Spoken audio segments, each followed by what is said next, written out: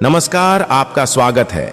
श्री कृष्ण महावाक्य में हमारे चैनल को सब्सक्राइब करें और बेल आइकन को भी क्लिक करें ताकि हमारे आने वाले वीडियो को आप सबसे पहले देख सके।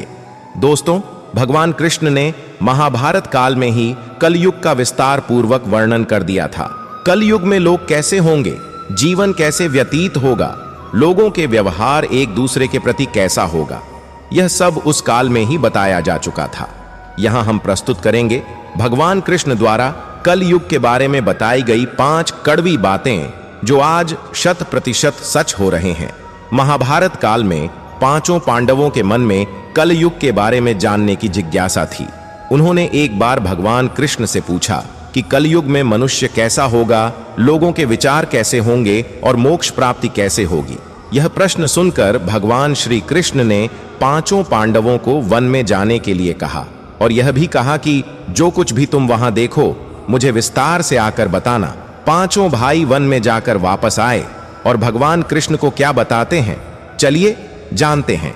युधिष्ठिर महाराज ने 1-2 सूंड वाली हाथी को दिखा और वह बहुत आश्चर्यचकित हो गए। जब उन्होंने भगवान कृष्ण को इसके बारे में बताया तो भगवान ने उत्तर दिया कि कलयुग में ऐसे लोग राज करेंगे जो बोलेंगे कुछ और करेंगे कुछ और। यह लोग दोनों ओर से शोषण करेंगे।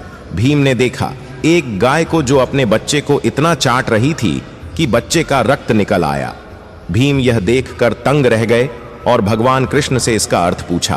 कृष्ण ने बताया कि कलयुग का मनुष्य अपने बच्चों से इतना आसक्त होगा कि ऐसी ममता के कारण बच्चों का विकास ही रुक जाएगा। यदि किसी का पुत्र साधु बना तो सब उसके दर्शन करेंगे, परंतु अगर स्वयं का पुत्र साधु बना तो दुखी हो जाएंगे, रोएंगे कि मेरा पुत्र किस राह पर जा रहा है, इसका क्या होगा। कलयुग में लोग बच्चों को मोह माया और परिवार में ही बांध करके ही रखेंगे और उसका जीवन वही नष्ट हो जाएगा। फिर भगवान ने वास्तविकता बताते हुए कहा कि तुम्हारा पुत्र तुम्हारे नहीं बल्कि उनकी पत्नियों का अमानत है। पुत्रियां अपने पति की अमानत है। यह शरीर मृत्यु की अमानत है और आत्मा परमात्मा की अमानत है। अर्जुन ने देखा एक पक्षी जिसकी पंख पर वेद की रिछाई लिखी हुई थी, परंतु वह एक मनुष्य का मांस खा रहा था। यह देखकर अर्जुन हैरान हो गए। इस पर भगवान ने बताया कि कलयुग में ऐसे लोग होंगे जिन्हें विद्वान कहा जाएगा, किंतु उनकी मंशा यही होगी कि किसकी जल्दी मृत्यु हो और उसकी संपत्ति को हड़प लिया जाए। व्यक्ति का औंधा चाहे कितना भी बड़ा होगा, परंतु उसकी दृष्टि दूसरे की संपत्ति पर ही रहेगी। ऐसे लोग बहुत होंगे जो दूसरे की धन को छीनने को आतुर होंगे। वास्तविक संत तो कोई ही होगा। नकुल ने देखा कि एक भारी चट्टान पर्वत से गिरी और बड़े से बड़े वृक्ष भी उसे नहीं रोक पाए, परंतु एक छोटे से पौधे से टकराकर वह चट्टान वहीं रोक गई। इसका अर्थ बताते हुए श्री कृष्ण ने कहा कि कल युग में मनुष्य की बुद्धि क्षीण होगी, उसका जीवन पतन होगा और इस पतन को धन या सत्ता के वृक्ष रुकने में सक्षम नहीं होंगे, किंतु हरि नाम रूपी एक छोटे से पौधे से मनुष्य का जीवन पतित होने से रुक जाएगा। हरि कीर्तन से मनुष्य की बुद्धि प्रबल होगी। सहदेव ने वन में अनेकों कुएं देखे, जिनमें से केवल बीच का कुआं खाली था जो कि सबसे गहरा था।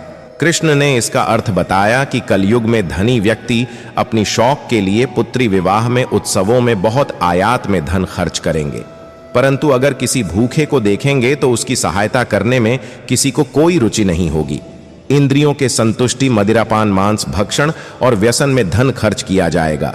जो लोग ऐसी आदतों से दूर होंगे उन पर कलयुग का नहीं बल्कि परमात्मा का प्रभाव होगा।